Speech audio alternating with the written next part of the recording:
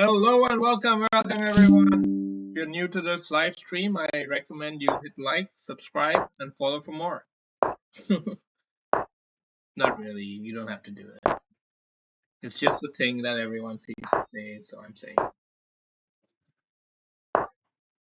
All right, Nimzo Indian defense,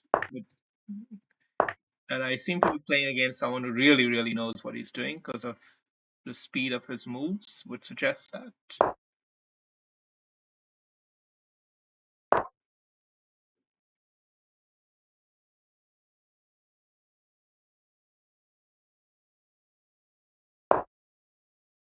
I'm gonna play kind of bishop f2 and f3 maneuver.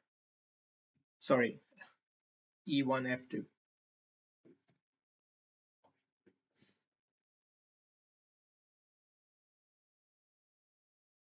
I feel the bishops work really well on this square in this kind of a setup, and it's in my comfort zone, let's say, positionally.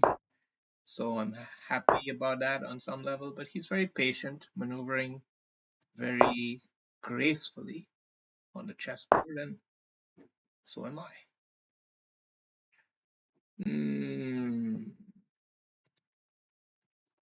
Feels like that's an unnecessary hole.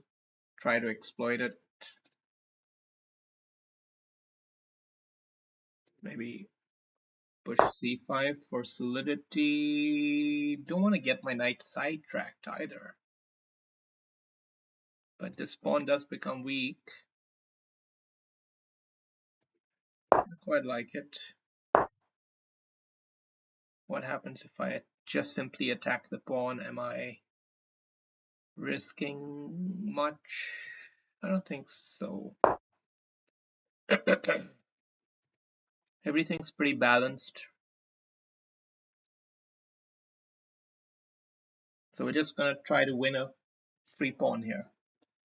Lose a few tempo, of course, and surely he's going to try some ziggy-zaggy, swindly, swanky shenanigans, but hopefully we can handle that.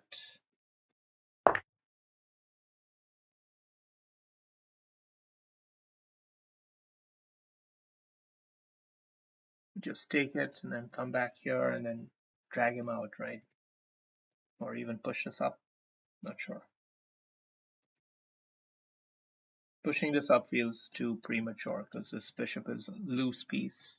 We would have to dilute it off first, and we don't want to dilute it off first because this knight is not really doing much currently. This is a pretty healthy bishop at present.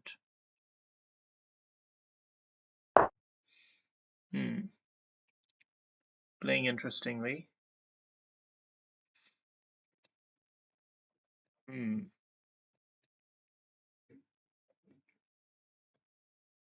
Let's do a sneaky move.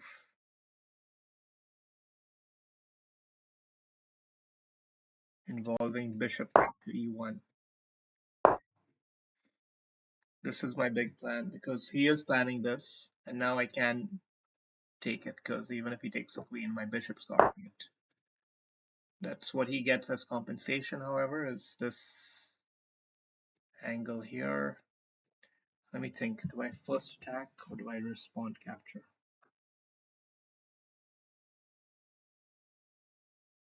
First attack feels nicer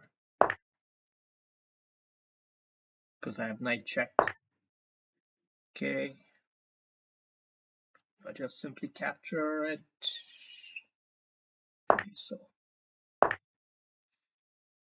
Okay, so we have a healthy +1 advantage here, but it's relatively minuscule. We can threaten this kind of move. Doesn't do a whole lot, I'll grant you that, because he probably has intermezzos, but maybe not.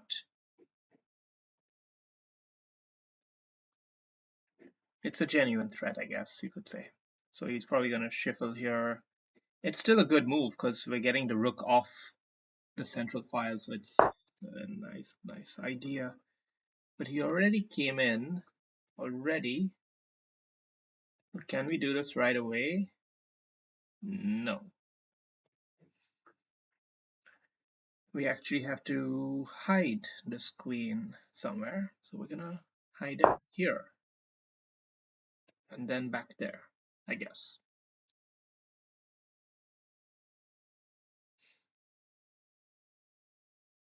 Okay. One thing we're not gonna do against this guy is we're not gonna lose our time. I worked bloody hard to get to where I am, and whoop, just when you think, no, no, no, no, no, it's not a free piece. It's a complex position, but it's not a free piece. Definitely not a free piece. Wow, pretty crazy position in its own way, but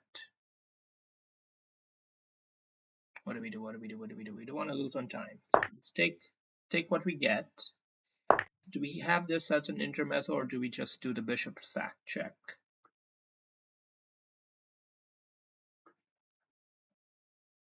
I think we just do the bishop sack check, give up the pawn in the, on the flues, but at least we have a queen check, and maybe knight rook here is pretty good first. Let's play fast. Let's play fast. Let's not play dumb. This, I don't know. Maybe I should have done queen check first. Not sure. Because this knight doesn't have very good squares, actually. Now he could go and then support it with g6 after. Even that I don't mind, because bishop here is lovely on that kind of a diagonal. So we're going to take that. And now come in with the rook check.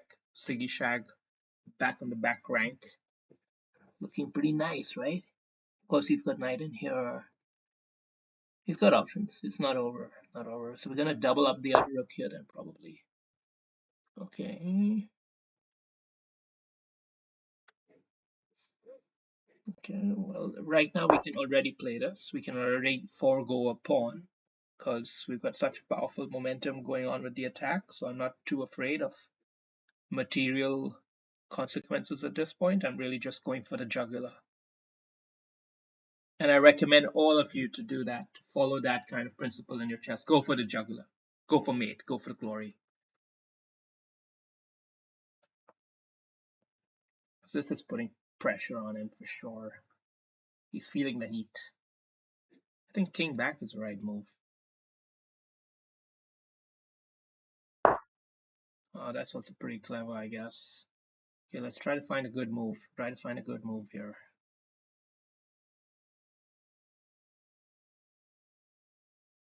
I don't find a great move. I'm just gonna hassle the rook by a bit of time.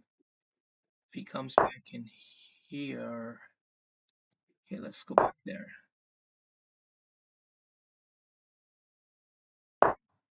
Okay, now let's give him a check.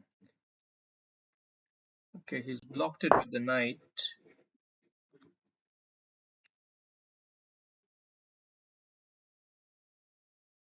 He can't take because he's mate if he does. So we've got some good pressure here. He can't do this. But we can threaten to come in there. Boom, shakalak. That's a killer move. So he's going to have to sack the queen, ain't he? Nice. You had to play just those extra 2-3 good moves more than you normally do. That's what it takes to win higher and higher rated players. You have to find, and now you got to continue holding on to pressure unless he resigns. Hopefully he resigns. I hope he thinks like I'm a great player and that this guy's a pro. You know, I hope so, but I doubt it.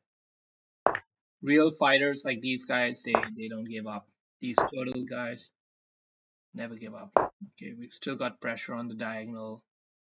It's not looking good for him, is it? So yeah, a shameful end at the end here, but it was a great game, and we are gonna get a game review. Always game review the games that you win, because then you can revel in that positive emotion. And well, in this case, you could say you've been humbled back down to planet Earth, because only 75% accuracy, but it was a crazy game for sure, and it was high rated play. It was definitely high rated play. So let's just have a look let's see what it says. Old book, Nimzo Indian opening. Knight BD7, it seems, was not pitch perfect. Yeah, C5 is a bit more, but I'm sure I've seen Knight BD7 before.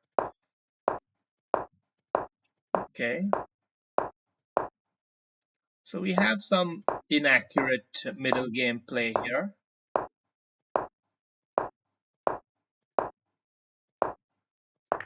And now I took that pawn. The pawn was on for the taking, it seems.